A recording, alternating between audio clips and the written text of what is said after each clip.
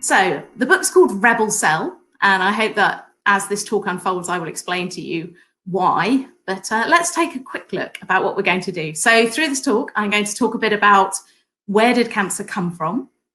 I'm going to talk about what makes it so difficult to treat, and then how can we actually beat it? So big stuff. And I thought, first of all, I would start with, what is cancer? So I worked for a long time at Cancer Research UK, and often when we were writing pieces about, well, what is cancer, I'd start tapping out this little sentence, well, cancer starts when a cell picks up genetic mutations and multiplies out of control.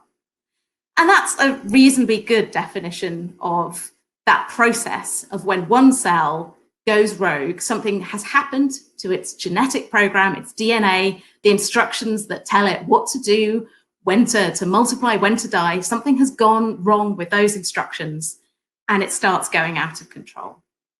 There's a lot to kind of unpick and dig into there about, well, that cell could grow into a tumor and then that tumor starts spreading through the body, and we have different stages of cancer that doctors recognize. But fundamentally, it's a process of a cell that's picked up changes in its DNA, changes in its genome, and has started to kind of gone out of control. So I'd spent many, many years happily typing away this sentence. And when I sat down to write this book, I knew I wanted to write a book about cancer, about where it comes from and where it's going. The first sentence I typed was, cancer starts when a cell picks up genetic mutations and multiplies out of control. And I'd never really stopped to think, like, is that actually true? You know, I think it's more complicated than that. And as I started to research the book, I discovered that yes, it really is more complicated than that. So let's find out a bit about why. Now, cancer is a disease that I think probably every single person listening to this stream has been touched by in some way, whether that is a personal experience, whether it's someone we love, it's friends, colleagues, parents, children, siblings. We are all touched by this disease. And it's a major, major health problem for many of us. And over the years, we have made significant progress. So what I don't want anyone to go away with after watching this is the idea that, like, oh, it's all hopeless, we've made no progress at all, it's all terrible.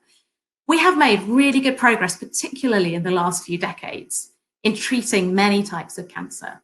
So now, half of people diagnosed with cancer will survive for at least 10 years after their diagnosis. So that is a glass half full. It's also a glass half empty, because many of those cancers that are successfully treated are cancers that are diagnosed early. They're cancers where we have treatments that we know that they work. We really need to fill the rest of that glass. So we need to understand what is driving these cancers. Can we detect them earlier? And then how do we treat these advanced cancers more effectively? So to kind of come to the first theme is, I guess the three sort of themes in the book are, where did cancer come from? Where is it going? And what do we do about it? So the first myth that I want to really address about where did cancer come from? Where does it come from in our bodies? And where did it come from in our history as a species? Cancer, you sometimes hear this phrase, oh, cancer, it's to do with our modern lives. It's just modern human life. Well, I want to make really clear to all of you, this is not just human, and it is not just modern. Cancer affects almost every single branch of the tree of life. So everything from aardwolves to zebras, toads, tadpoles, turtles, snakes, birds, bats, whales, wallabies, everything in between. So there are two kind of groups of species that I know of that have never had cancer identified in them. And one is comb jellyfish. Who knows what's going on with the jellyfish? And the other is sponges. And my favorite thing I discovered while researching this book, I went to Arizona to the lab of a man called Carlo Malley, and he's got a lovely tank of these little sponges. They're about as big as a mint imperial or a Mento if you're American. These little kind of spiky white sponges. And what he's doing is trying to give them cancer. He's blasting them with more radiation than would kill a human. And the sponges are just like, fine. So what is it about sponges? That is a really weird one. But pretty much every single other branch of the tree of life, we find cancer. In domestic animals, in wild animals, in humans, it is there. There's a book, I meant to bring it downstairs, forgot, good me, where the list of species that have had cancers found in them, it's like more than 20 pages of close packed type of every species on Earth, pretty much. So cancer is not a uniquely human disease. And the simplest organism that we can definitively say that had a cancer is this little thing. This is a hydra. It's like this big, so tiny, tiny, tiny thing. They live in the water. They're little more than a tube of cells. So they have a very limited number of different cell types. But an incredible paper, this came out in 2014, where researchers, they had a lab population of hydra, you know, they're sort of looking at the hydra, studying them for a different reason. And they noticed that one of them looked very odd. So it had a tumor in it. Now, this wasn't because they treated these hydra with any particularly weird chemicals or anything like that. They're living in natural conditions. And this tiny little tube of cells had developed a tumor. So that tells you that this is not an exclusively human disease. It's all across the animal kingdom. There is something really fundamental going on about the development of cancer. And it's not a new disease. So tumors have been found in dinosaurs, and actually with perfect serendipity today, a paper was published showing that there is a bone tumor, an osteosarcoma, has been found in the bone of a dinosaur from 77 million years ago. And I'm so annoyed I couldn't put it in the book, but it has come out today. So it's just a demonstration of how old this disease is. And actually, that's not the oldest example.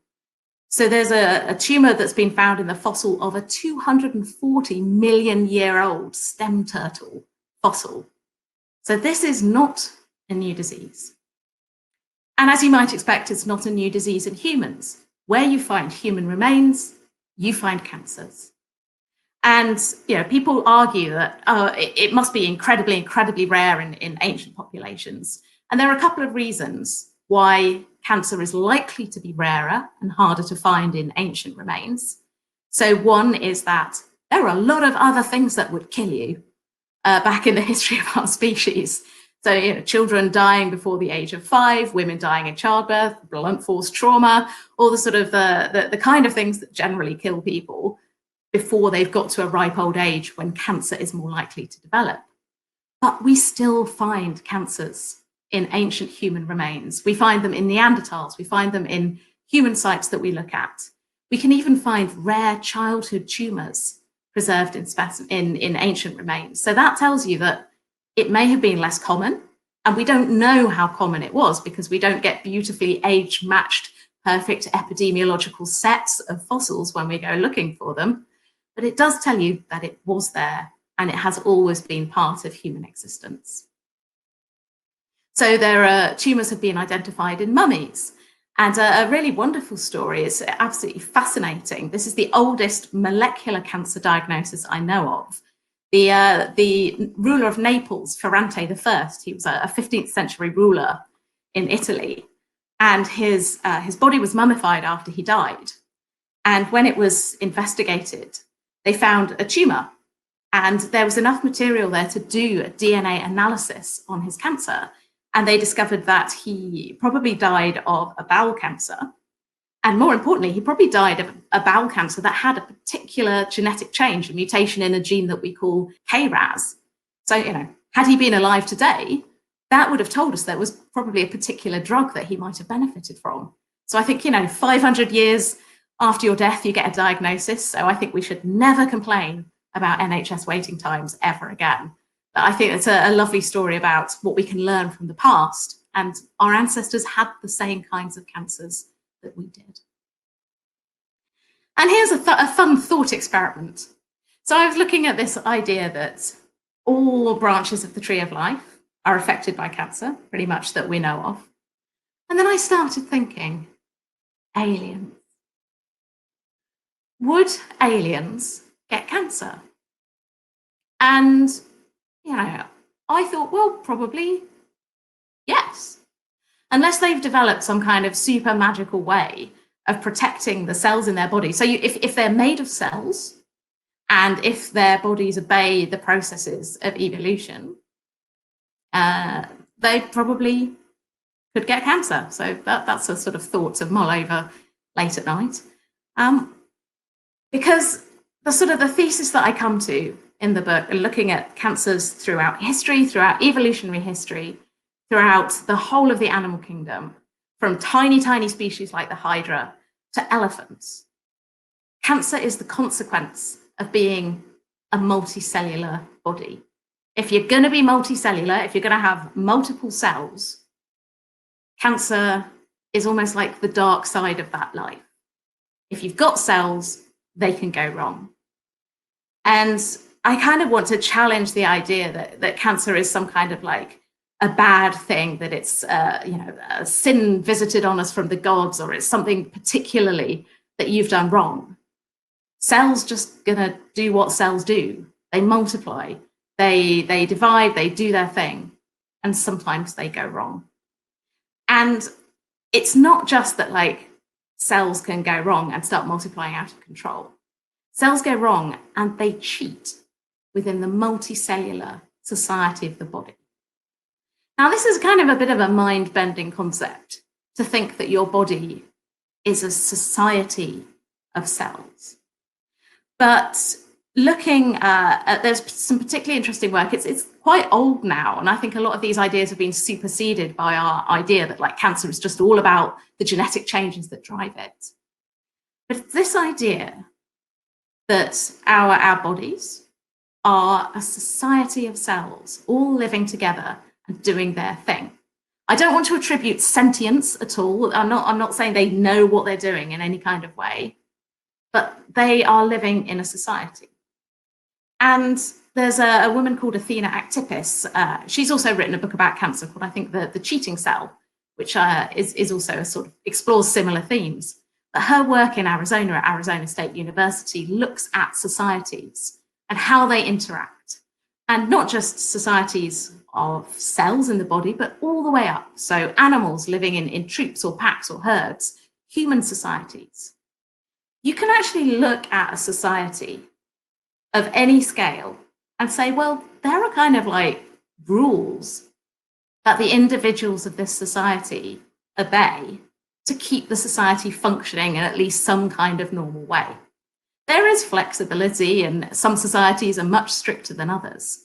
But generally, from a completely fascist state all the way through to a nice kind of hippie organization, there are rules that we agree that we play by to keep our society healthy and functioning properly. So this is kind of the same all the way down. And broadly, the rules that make a functioning society, and this goes for cells as it goes for everything, is that don't take more than you need. So don't kind of consume more than you actually need. Don't deprive others. Stick to the role you're meant to do. Clean up after yourself. Don't reproduce excessively, and then kind of check out when you should. So it gets a bit tricky when you try and say, well, human societies, you can't sort of say that. But broadly, the rules of a functioning society, and particularly a cellular society, to be a good cell, you need to follow these rules, because the risks of not being a good cell, of being a bad or a cheating cell, mean that you can overcome these rules and start on the journey down towards being a cancer cell. So these rules are strict, but our tissues need these rules to keep them healthy. So our cells should only consume the resources that they need. Our cells should stick to the role that they're doing in the body. So, you don't want a brain cell to suddenly decide it's going to start making digestive enzymes. Start digesting your brain. That's not a good idea. You don't want cells to sort of decide, oh, I'm bored of being here, I'm going to start wandering around the body. That's not good. You need to clean up after yourself. The processes of life generate toxic byproducts that they need to be got rid of. So don't pollute the environment around you if you're a cell living in a tissue. Don't reproduce excessively. Cancer is effusive reproduction of cells growing into a tumor and starting to spread through the body. And also, it's very important for cells that they should die when they're meant to die. When cells are damaged, they die to protect you. When cells are not needed, they should die. So a good example of this is, for example, in your bowel. Every day, cells in the lining of your bowel are dying and being pooped out. And that's really good. That's really protective because they're exposed to a lot of nasty stuff, literally, in there. And so you want these damaged and cells exposed to this nasty stuff. They just need to get pooped out. New cells need to come and take their place. If you get sunburnt, like I very foolishly did at the weekend, your skin will start to peel. And that's your skin cells dying because they've been damaged to protect you. So our cells are living in a kind of society. They have rules that are embedded in their genetic programming that keep the tissues of our body healthy. But cancer cells, they have become cheats. So they are cheats in the society of the body. Now, they've picked up genetic changes that mean that they can overcome this sort of societal norm and start doing their own thing. And one of the stories that really I found so interesting was this idea of cheats in a society causing trouble. This is not just restricted to tissues. You find this in other systems too. And one of them is these charming things here. In my book, I describe them as looking a bit like a butt plug, but my editor took that out. But they are slime molds. This is a slime mold called Dictyostelium discoidum, or Dicty to its friends. And the fascinating thing about slime molds is they spend their lives usually living as single cells. They live as single-celled amoebas, just kind of swimming around in the soil, doing their thing. And when the food starts running low, they send out signals and they all get together. They come together to form a little structure called a slug. And it's called a slug because it looks like a slug. I mean, whatever. It looks like a little slug and it starts crawling through the soil in search of more food. And when it's found like a good spot, then the slug kind of sits there, it puts up this stalk and a fruiting body. And that's what you can see in the middle of the picture there. You can see the stalk has grown up and there's sort of a spore body on top. And then at some point, that body is going to burst open and send tiny little amoeba spores out into the world in search of a better life. Now, the fascinating thing here, a researcher called Gadszewski, he started studying amoebas. And he was really interested in what happens when because some of the cells in this amoeba, some of the amoebas are not going to make it to the brave new world. Some of them are going to be in the stalk and they are just going to die. So all the effort they've gone to have been part of this collective slug, going off in search of a better place, they get into the stalk and they're going to die. And the other amoebas that they helped to get there are going to go off. The pastures new. So if you think about this in terms of the genetics of it, you cannot pass on your genes if you don't reproduce, right? So if we think about what's going on with a single amoeba cell in that stalk, its kind of genetic line dies there with it. And it's the other amoebas that are in the spore that are going to go off and take their genetic material off into the new world. And what Gadszewski realized is that there's up to 100 different genes in these tiny, tiny slime molds that if any of them are changed or mutated, it makes it more likely that those amoebas are going to end up in the spore to go off than in the stem.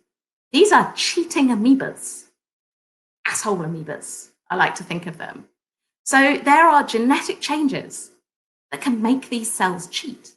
It makes them more likely to go into the top and to come out as spores and then pass those genes on.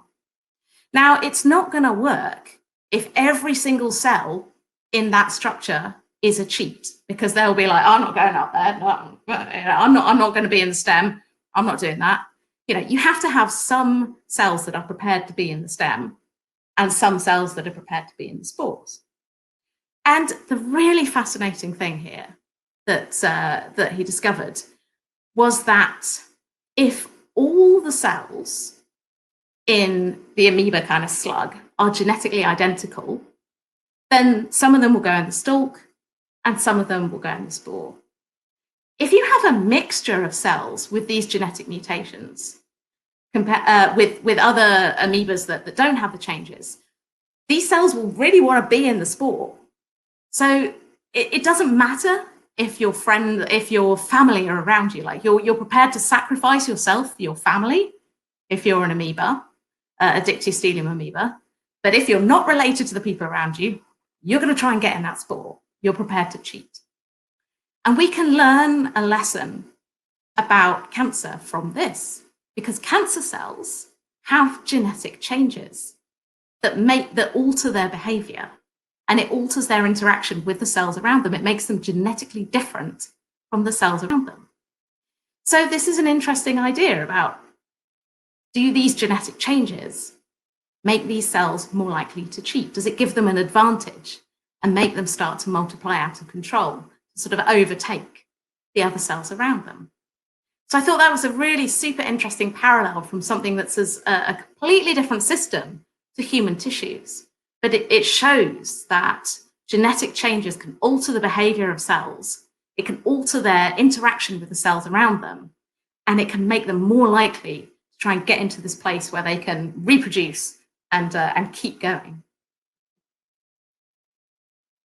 And another fascinating example I found is the case of the Cape honeybee.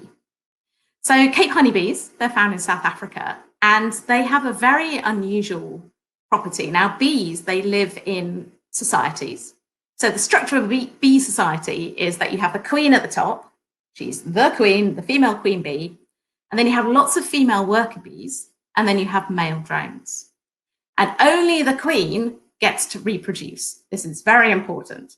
Only the queen gets to reproduce. She sits around doing queen things, I don't know, knitting, but she gets to sit around being the queen bee, and all the workers go and do the work, and the drones do what they do.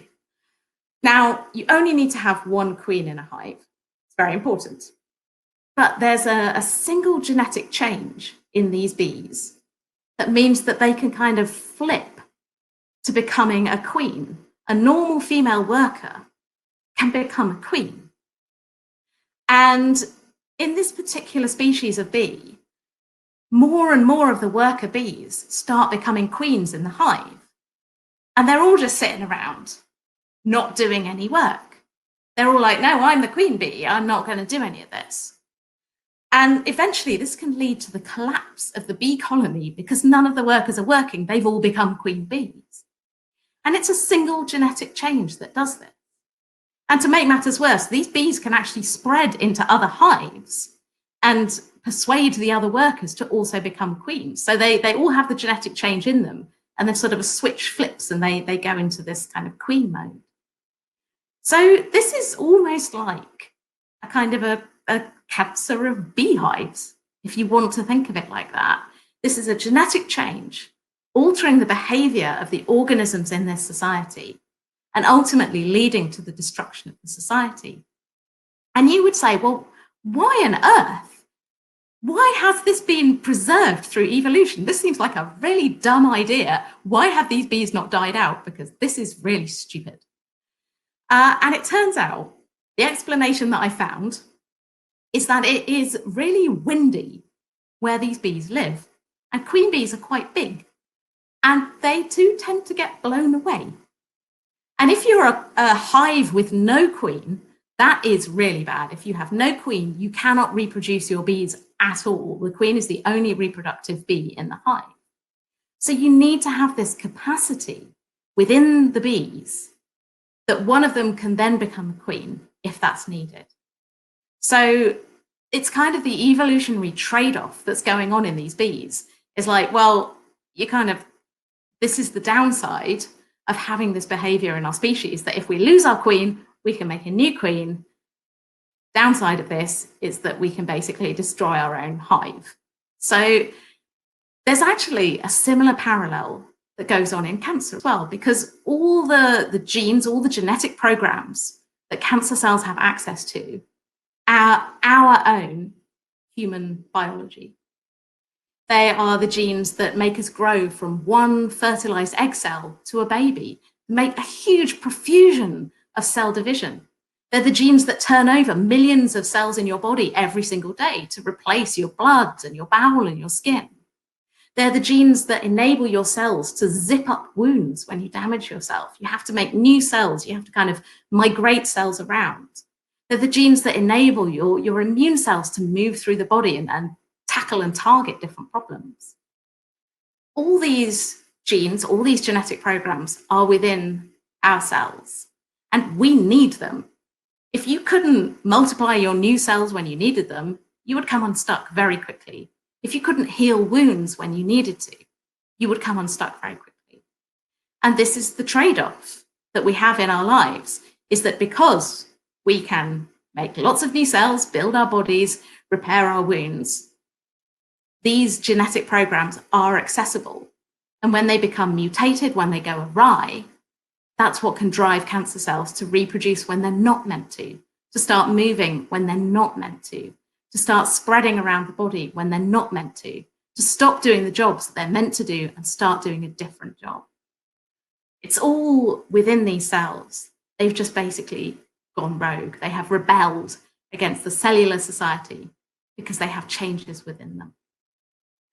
So instead of my original thesis, which is cancer starts when a cell picks up genetic mutations and multiplies out of control, I like to see it more as cancer starts when cells pick up genetic changes, mutations, that enable them to become cheats in the society of cells, that enable them somehow to override the rules and the programming around them and start to multiply.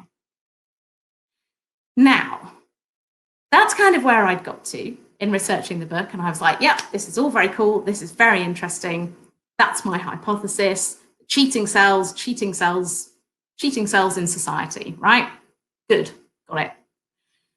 And then a paper came out that was like, need to think a bit more carefully about this. And this was a paper from researchers at the Wellcome Sanger Institute in Cambridge. Now, okay,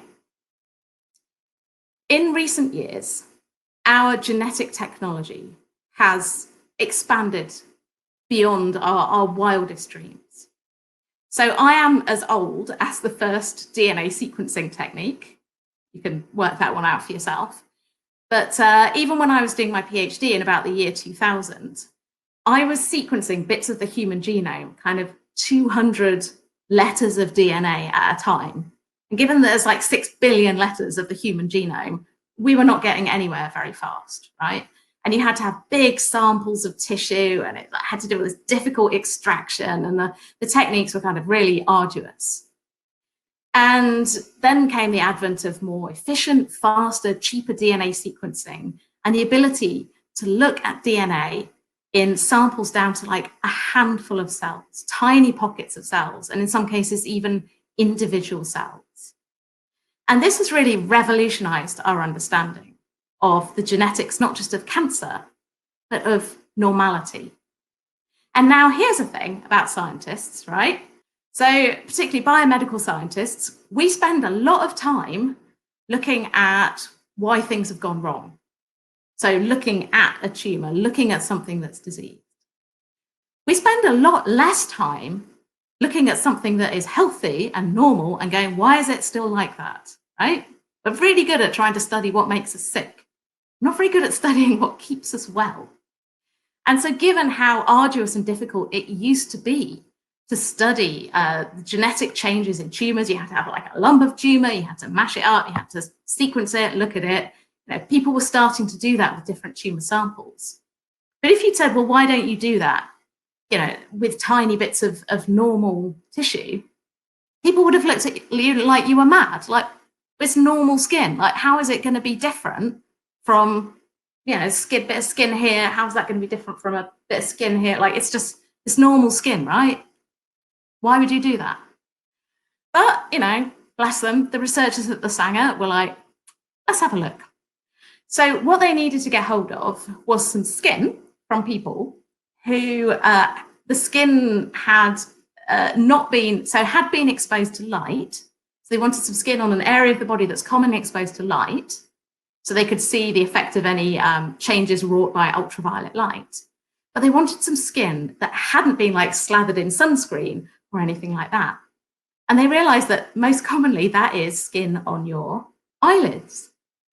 And some people have surgery to remove, if the skin starts particularly drooping on their eyelids, they can have surgery to remove it. In some cases, it's like because they can't see properly. So this is a really useful procedure. And you end up with these little patches of skin, sort of, little patches of skin. And that is skin that's been exposed to light. But unless you're very, very keen on sunscreen, you're probably not rubbing sunscreen onto your eyelids. And they managed to get hold of some samples of these tiny little offcuts of skin from these eye operations. And they took tiny, tiny little sections, like tiny hole punches through these, and then did DNA sequencing on them. And they expected, it's just skin, it's all the same. All this skin looks healthy and normal. You can't see any differences in it. It's just skin, right? And they found that it was basically a patchwork of mutation. And there were little patches of cells that had particular genetic changes. Some of them even had the kind of changes we would associate with cancers. And it was like, this is wild, right? This skin looks normal. This skin looks healthy. And you're telling me that there are little clusters of cells throughout it that have genetic changes that if we found them in a cancer, we would say, that's a cancer. And this skin looks completely normal. And so they decided to look at a different tissue, and they looked at the esophagus, which is the tube that connects your mouth down to your stomach. And they got some samples of esophagus. These were very sadly people who died in accidents who'd agreed to leave their tissues to science. And so they managed to get some samples of the esophagus and thought, well, the esophagus, it's not exposed to light. We expect to find fewer changes in there.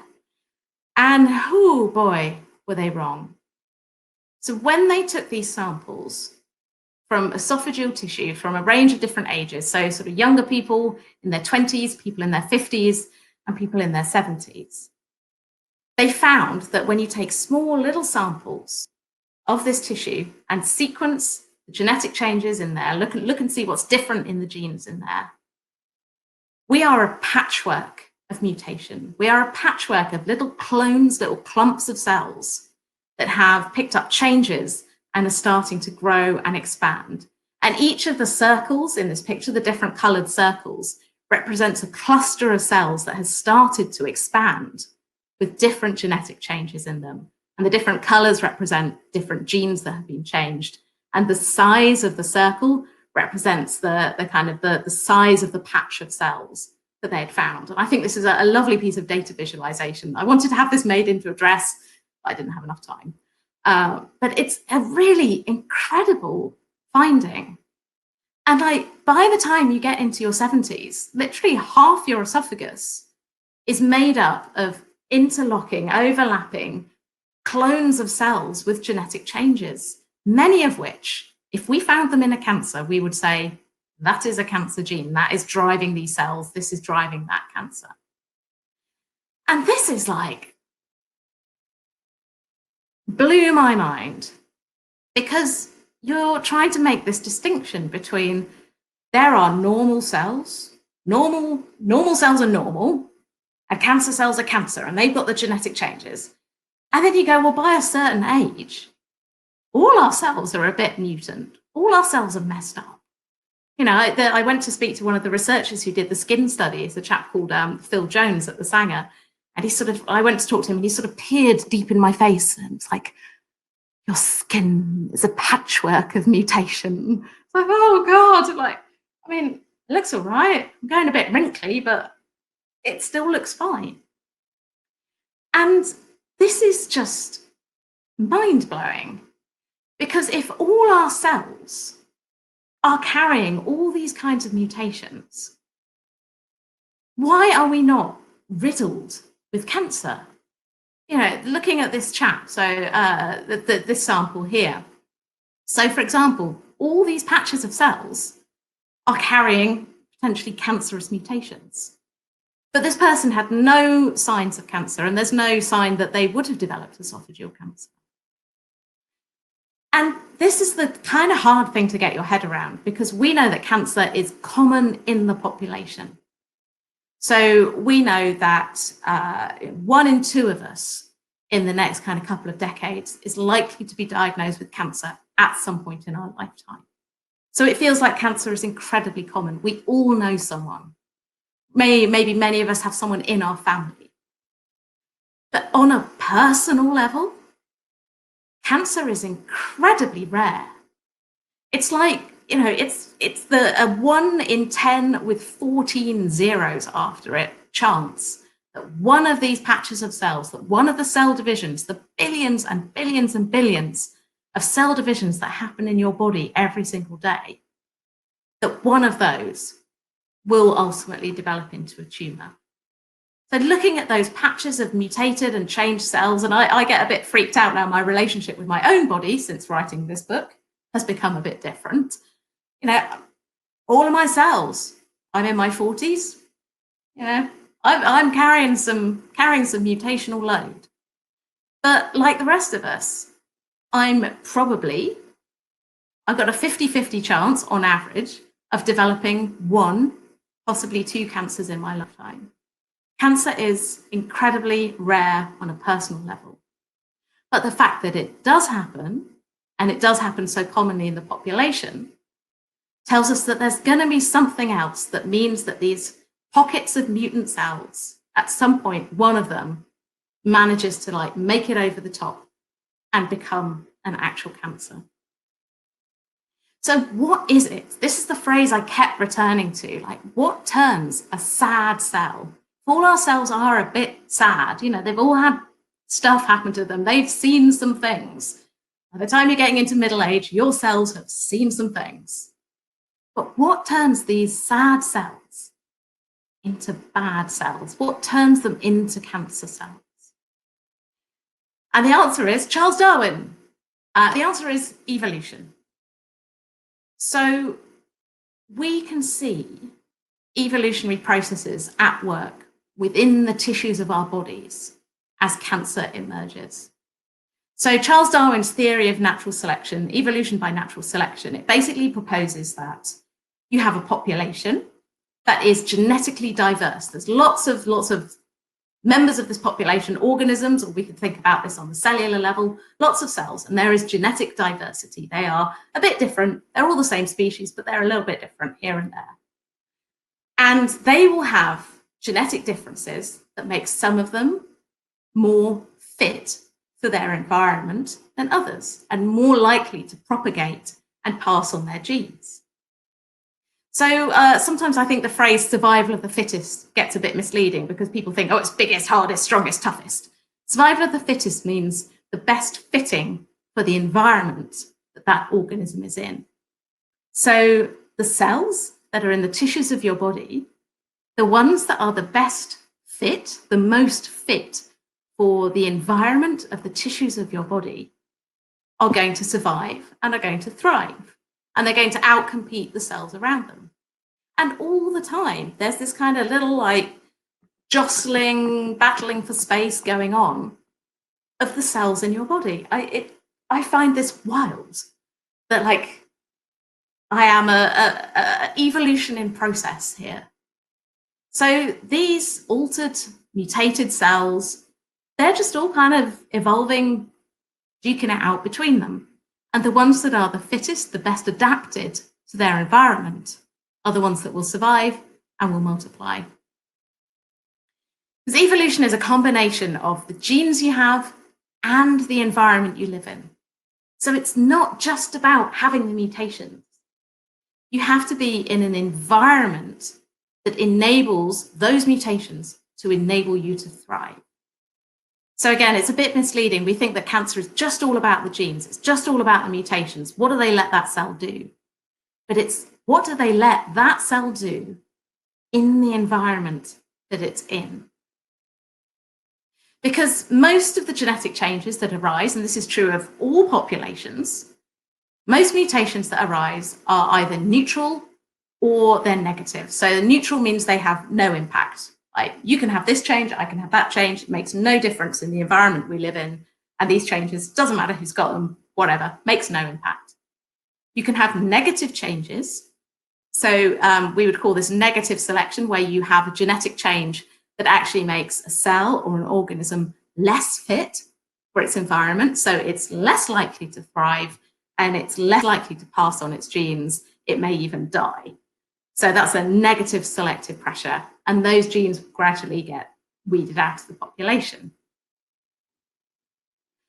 Occasionally, you will get a change that increases fitness. So in the case of cancer cells, this would be a genetic change that kind of enables that cheating behavior, that it somehow enables it to get over the rules around it. The don't take more than you need, don't multiply when you're not meant to, die when you're damaged, all that kind of stuff. So these would almost be like the cheating mutations in those cheating amoebas that enable them to get up to the spore. So occasionally there will be a beneficial mutation. And the impact of these changes depends entirely on the environment of the tissue. So fitness is defined not just by genes, but by the environment that these cells are interacting with. So if the environment is beneficial, these mutated cells will multiply faster. We call this clonal expansion. You have a clone of cells, they're all the same, they'll start to expand. And once you have a growing patch of cells, then there's more chance that any one of them might pick up another mutation. And then you kind of like rinse and repeat. So does that mutation enable this cell and its progeny to be more fit in this environment? So it's a sort of process of ratcheting, of pick up a hit, expand, pick up a hit, expand, pick up a hit, expand. And talking about environment, the environment of our bodies does not stay the same.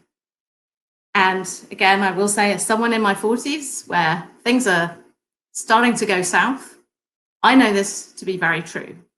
So the environment in our tissues does not stay the same over our lifetime. And also our cancer risk changes through our lifetime. So broadly, there's sort of an inflection point somewhere in our late 50s to early 60s, where the risk of cancer starts to really go up significantly. And that's because there are changes in our bodies, changes in the tissue environment, that, you know, it all becomes a bit looser, it becomes a bit more lawless in there, things start to fall apart. And that's an environment where these sad cells can become bad. It's if you imagine, you know, it's a city where everything's just really kind of going a bit crazy and the rules don't really apply anymore, that cheats will really start to thrive in that kind of environment.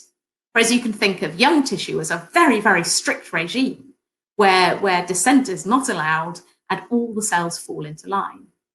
And again, I said that, like, scientists tend to only study what happens when things go wrong. We only study, why does cancer happen when we're older? We don't really study, why does cancer not happen when we're younger? Because if it was purely a function of age, we would expect that to be a straight line. It's not, it's a curve. So there is something that is actively suppressing cancer in our younger years.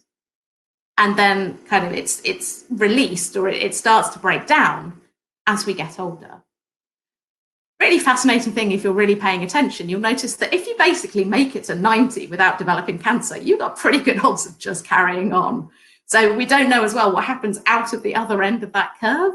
Why do the people who seem to make it to a very ripe old age, like, what's going on there? They are very interesting people.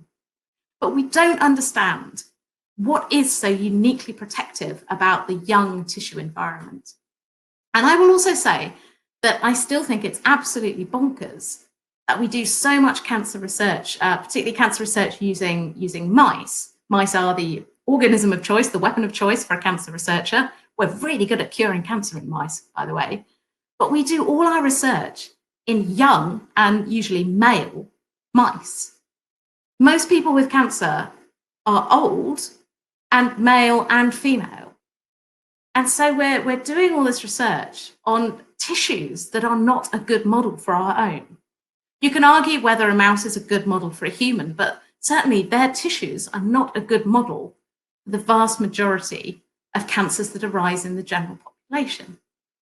So I think this is a really interesting thing. Something is happening as we age that means that our tissues, the environment within our bodies, is changing, and it's allowing these cheating cells to gain a fitness advantage in that changing environment. And this, alas, goes back to deep evolutionary reasons for our species. So we're a species that lives for, many decades. We have our children in our sort of second, third, fourth decades. And after that, you raise your children. And then, alas, this graph tells us that evolution is then kind of done with us. So unless we can massively shift our evolutionary trajectory as a species, and the people that I've spoken to say that's unlikely because evolution takes a long time to change. And us as humans, we've only started really living to much older lifespans in relatively modern times. The past few hundred years, we're starting to see significantly expanded lifespans. So this is our evolutionary destiny. And it's kind of a bummer, really, that evolution has selected for a species, humans, that gets to our childbearing years, gets out the other side, and then gives up on us. And so this, I think, is an interesting way of thinking about cancer incidence. So, of course, there are things that we know in our environment, things that we do, most obviously being tobacco smoking, that increase the likelihood of A, causing mutations, and B, damaging the tissues in our body and enabling mutated cells to thrive. But there is something very protective about younger tissue, the structure of that younger tissue, how those cells interact, that I think is very curious and I think should be researched more. So in order to prevent cancer, my first top tip would be basically don't get old. If you can't not get old, then, as I say, it's what's inside you that counts. We have such a fixation with how we look on the outside, keeping young and beautiful and all this kind of thing.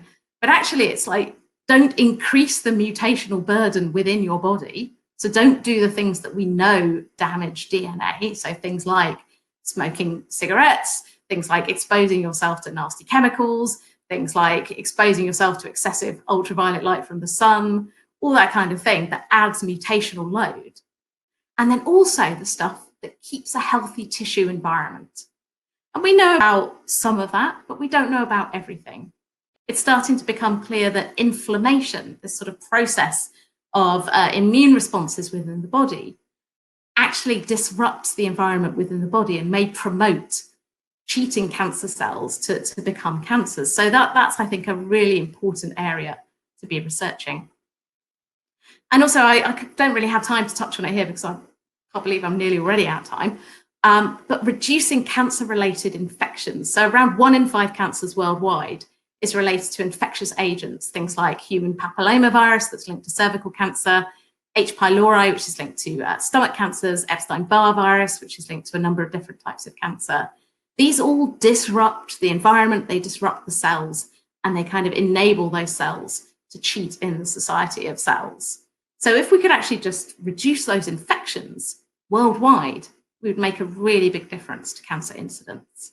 But they don't seem to be a massive problem here in the UK. We have cervical cancer vaccine, which is an HPV vaccine, but worldwide, this is a massive problem that tends to be ignored as well. And then to actually cure cancer, well, number one solution, find it before it started spreading through the body, and then get rid of it before it can kind of go on any more of its evolutionary journey. And there's the old surgeon's mantra that nothing heals like cold steel.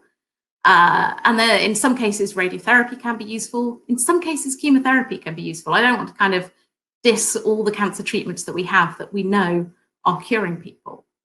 And the most recent breakthrough is actually immunotherapy, drugs that stimulate the immune system to tackle cancer, to find out and destroy cancer cells. But these drugs don't work for everyone, and we don't really know why. We don't know who they could work for. So that's sort of on the one to watch list. And then if that doesn't work, then we turn to drugs. And for a very long time, the idea of treating cancer has been this kind of like, let's find the genes that are changed in these cells, find the genes that are changed in these cancer cells, and then develop drugs that target them. So sort of the magic bullets that target these faulty molecules that are driving cancer. And the problem is that this really doesn't work that well. So there are some very, very, very expensive targeted therapies. These are the drugs you see in the headlines, the holy grails, the wonder drugs, all this kind of stuff.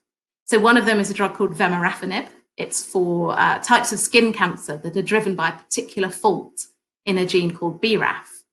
And I saw these slides presented when I was at a cancer conference a few years ago, and it was absolutely breathtaking. So this is someone who's got malignant melanoma, skin cancer. It's all over their body. All the bumps and lumps that you can see are the tumors under their skin. And then they're treated with this drug. And after 15 weeks, this is the same person. This is absolutely incredible. And when I saw this talk, you could just hear the intake of breath in the room. This is transformative. 15 weeks of treatment. This has been transformative. And then the next slide, you could hear just an audible gasp, but I'm going to warn you, it's not great.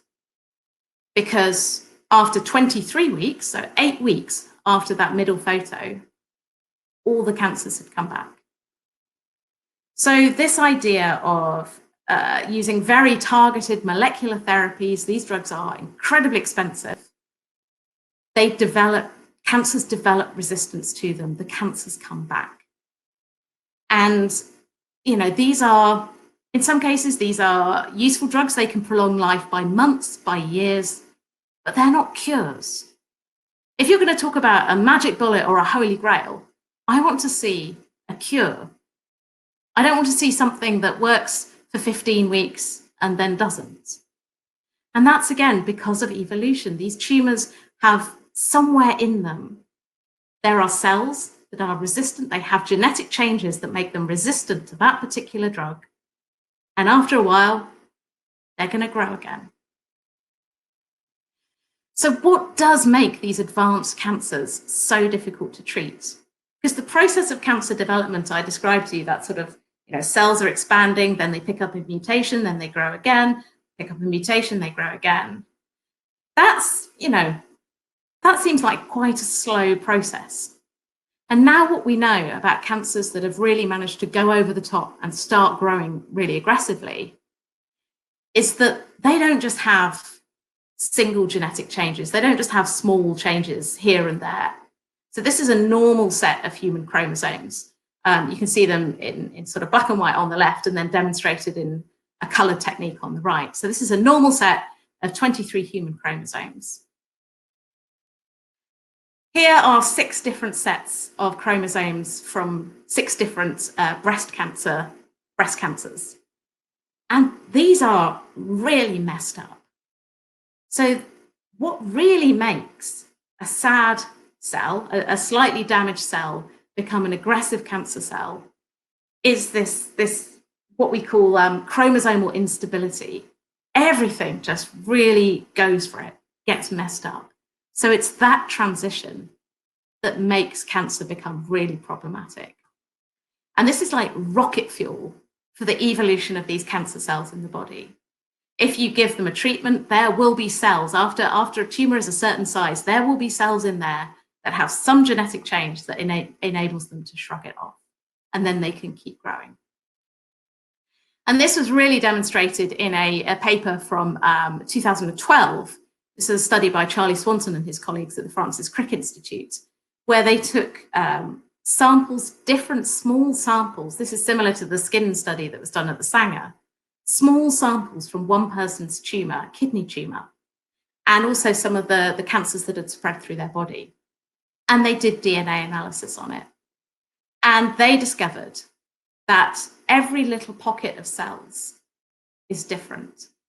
And you could almost draw up an evolutionary tree of how this cancer has evolved and the genetic changes that are enabling the different components, the different pockets of cells to resist therapy, to keep on growing, to keep spreading and keep doing their bad thing.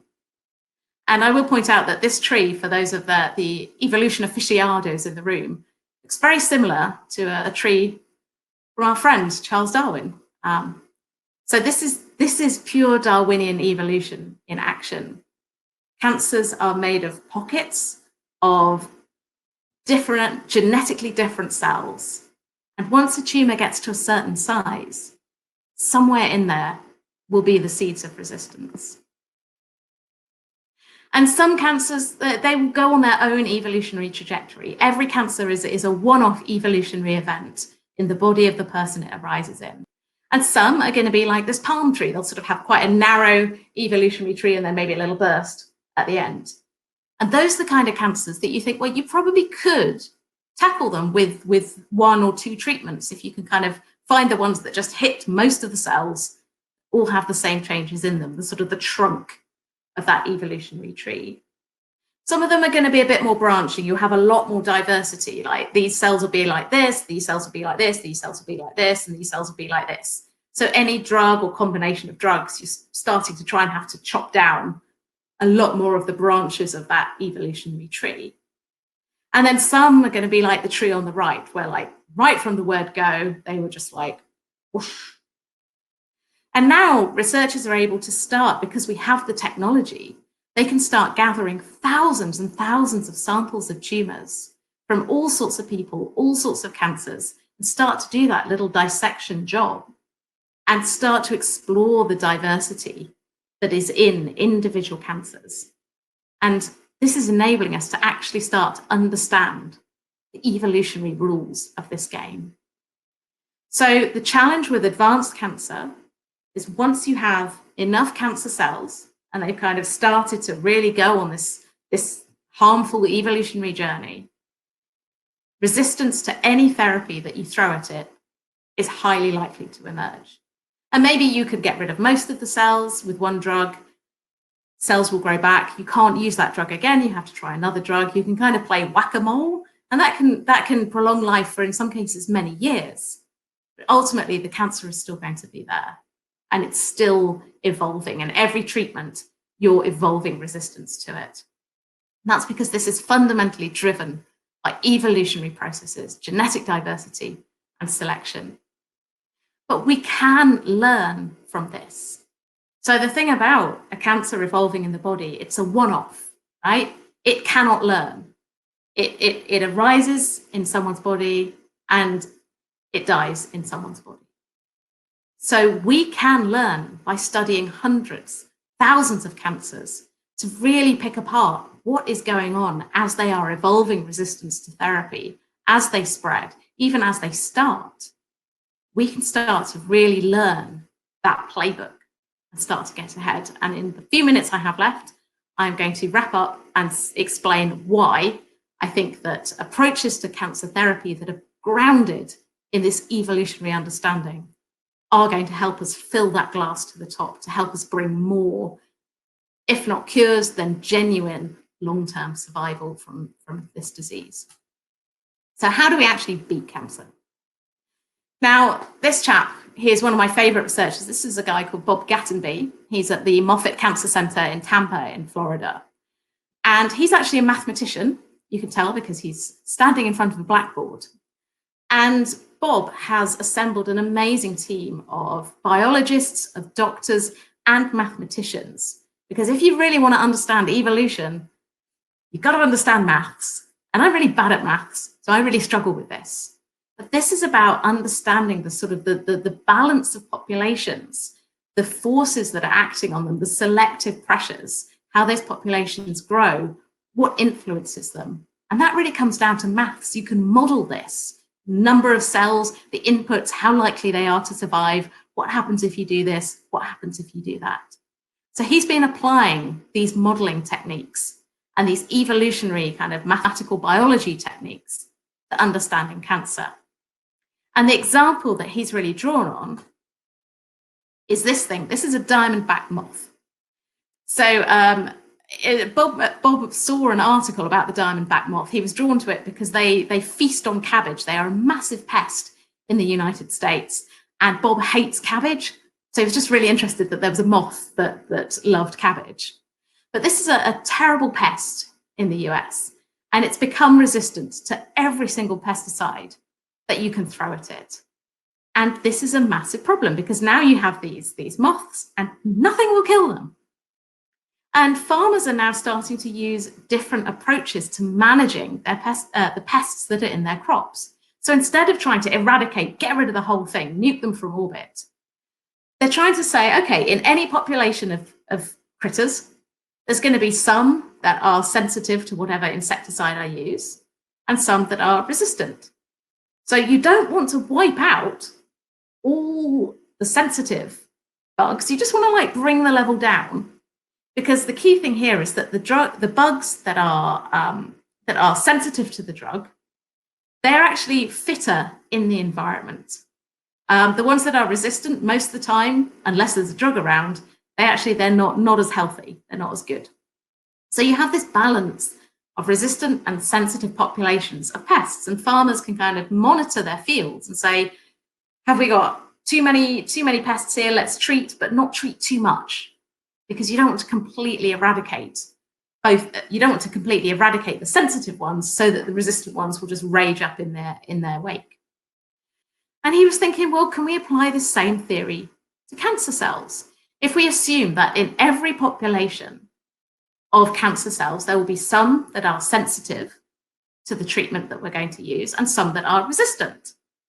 And conventional cancer therapy, that's what's shown in this diagram here. So you have the purple cells are sensitive to your drug of choice, and the green ones are resistant to your drug of choice. If you just keep giving big doses of the same drug all the time, eventually you'll wipe out all the sensitive cells, and then all that are left are the resistant cells. And this explains exactly what happened in those pictures I showed you of the man who was treated with vemurafenib, and he looked fine, and then the cancer came back. So this is exactly what happens when we treat people with these very targeted drugs. We effectively select for a resistant population.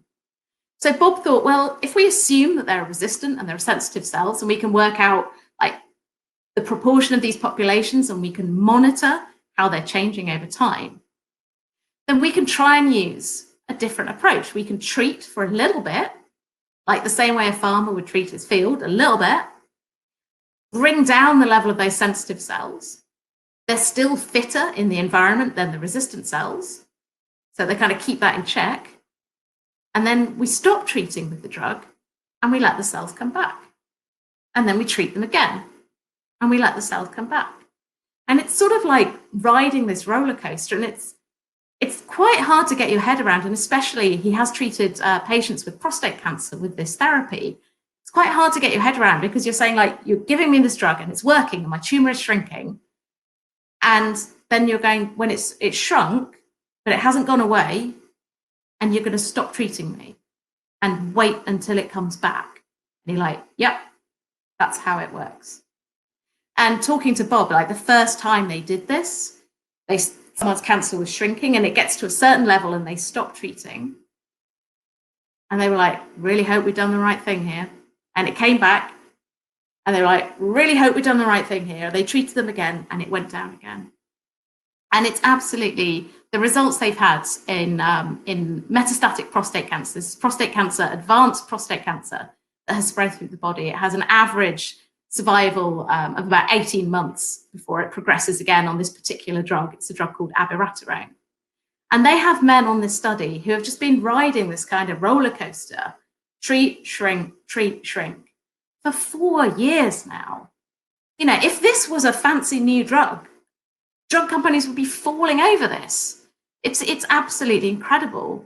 It's a small trial, and I don't want everyone to get really, really excited about it. It's a small trial, and there needs to be many more trials of this approach, and certainly much larger trials. And also you need to be able to monitor the types of cancer. The thing about prostate cancer is that you have a test called a PSA test, which is a simple blood test that can give us sort of a readout of how much tumor there is in the body. So you need to be able to monitor that situation of the fluctuation You need to understand which populations of cells you have, and you need to have a drug that will knock down the sensitive ones and that the resistant ones then won't come back. So there's quite a lot you need to know to do this right. And ultimately, resistance does emerge. So although you control the resistant cells, you don't get rid of them completely, and they are still multiplying. So then the next question is that, is this a way of effectively controlling rather than curing cancer? And this changes our attitude about what makes a good cancer treatment. Like, maybe we should be looking at the less good drugs that have been shelved because they didn't kill everything. They didn't kill all the cancer cells. Oh, it didn't work. But actually, if they sort of hobble cells a bit, if they keep resistant cells down, those drugs actually start to become much more useful. So it's looking at the armory we have and can we use it in a much cleverer way based on what we know about the biology and the evolution of these cells. There's some really interesting theories. There's drugs called Ersatzdroges, I believe that's the word, fake drugs, where they are drugs that basically occupy the cancer cells. So the cancer cells, they take in drugs and they pump them out. And it basically occupies this pump in the cancer cells. So they're just so busy doing this, they don't really have enough energy left to multiply. So, really clever ideas like that. And this idea of benign boosters, which is finding molecules, finding chemicals that actually encourage the growth of benign cells so that they will overcome and outcompete the cancerous cells in the society. So these are some really, really novel ideas for how we actually tackle cancer and bring about long-term control that is not just, let's find a target, let's design a drug, give it to someone, oh, they've developed resistance after 12 months. Sorry. We need a really new way of thinking about this. But then there is the question, well, if we can control the evolutionary trajectory of a cancer, can we actually drive it to extinction? Because that would be a cure. If you can extinct the population of cells, cancer cells that are in the body, you have cured that person. So can we use our evolutionary knowledge to actually drive a cancer into extinction, to eradicate it, to cure it, using these evolutionary ideas? And we can again draw from nature. So this is a heath hen. It's a picture of a heath hen taken around the turn of the last century. And the last heath hen in the world, the heath hens live in North America. They're sort of about the size of a turkey. And actually, there's some thought that the original Thanksgiving turkey, if there is such a thing, the traditional Thanksgiving turkey was a heath hen. They live all up the eastern seaboard of the United States, or they did, until colonial settlers arrived and basically hunted them down to a tiny, tiny population. So by the late 1800s, the heath hens that were everywhere are down to a tiny population, and they're all concentrated in one place. So there's a population of heath hens on Martha's Vineyard, which is one of the areas off the eastern seaboard of the US. And that habitat shrinks and shrinks and shrinks as more and more people move into the area and sort of destroying the natural habitat. These birds are coming down to a very small breeding population. They've got very low genetic diversity. They don't have a lot of stuff in their genomes to get out of trouble anymore. And then weird stuff starts to happen. There's a fire on their breeding ground. There are several harsh winters. There's a disease that comes, and it just does for them. So the last heath hen, Booming Ben, he was that famous, he had a name, Booming Ben. The last heath hen died in 1932. That species had gone extinct. And when we look at all extinctions, we can see similar patterns of what happens. Their habitats shrink. There are sort of weird events like disruption in the environment, shrinking them down, reducing the genetic diversity in the population. So can we apply this to cancer? And the answer is, well, we already have, by accident. So there are certain treatments for childhood leukemia that work in the same way that nature and humans managed to extinction the heath hen.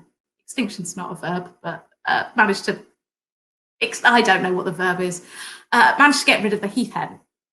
So the cancer treatments have been developed by trial and error over many, many, many decades of doctors trying different combinations, different orders, different timing of these drugs. And really, without knowing anything much about what was going on in terms of their genetics or the underlying processes, they hit on a combination that means that a significant proportion, the majority of children with this type of childhood leukemia are now cured. And it's different drugs that hit different pathways. They kind of cause different events to this population of cells and ultimately drive them to extinction. So let's learn from that. And instead of let's try one drug, let's try another drug, let's think about how do we use the drugs that we have in cleverer ways, in cleverer combinations, with cleverer timing, based on what we can see from our genetics of how these tumors are changing and evolving and responding, to actually start driving them into a dead end and drive them to extinction. And I find that an incredibly exciting idea. And it's a strange idea, and particularly the idea of controlling rather than curing cancer, of steering its evolution in the direction we want it rather than nuking it from orbit. It kind of runs counter to this idea that there is the cure for cancer. Because, you know, this isn't a magic bullet. This isn't one drug. There's always headlines about, you know, scientists have found wonder drug that will cure all cancers, and it inevitably turns out not to be true. We've been sold this myth. We want to believe that there is a cure for cancer because this disease is, and I'm going to swear, it's an absolute bastard.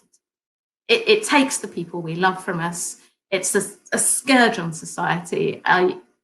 Reading this book, I've come to have a healthy respect for it as a biological, fascinating process. But I absolutely hate it as a disease. But as long as we're fixated about this idea that there is going to be one cure, and if we could just find that cure, and it's going to look like this, it's going to look like a drug in a bottle, we're missing really all the deep biological and evolutionary context, the ecology of the body, the evolution of tumors, not just taking one snapshot and saying, right, we've got this, let's do that. Really trying to understand it as a process, I think. And that's hard to get your head around. And, you know, I've written a whole book about it and I'm only just starting to get my head around it. And then ultimately, what's the end game? Well, I'll leave you with this quote, which is from Peter Campbell at the Sanger Institute. And we are all mortal, sad to say. However good the Royal Institution is, I think we cannot promise immortal life just yet. And we all have to die of something. I would really prefer it if it was not cancer for me, any of the people that I love, and any of the people that you love and that you care about in the future. So I would really like to see us managing to control this disease, making it something that we live with or that we can drive to extinction, and to enable people to have long, healthy, happy lives for as long as we can. And please buy my book. It is available to pre-order from, it's out on Thursday, it's available to pre-order from rebelcellbook.com. I'm selling signed book plates because I can't be there in person to actually sign any copies. So do head over to the website. There's all the links to pre-order it there, and you can also buy signed book plates too. So thank you. I've gone on for ages. Thank you for your attention. I hope you're listening.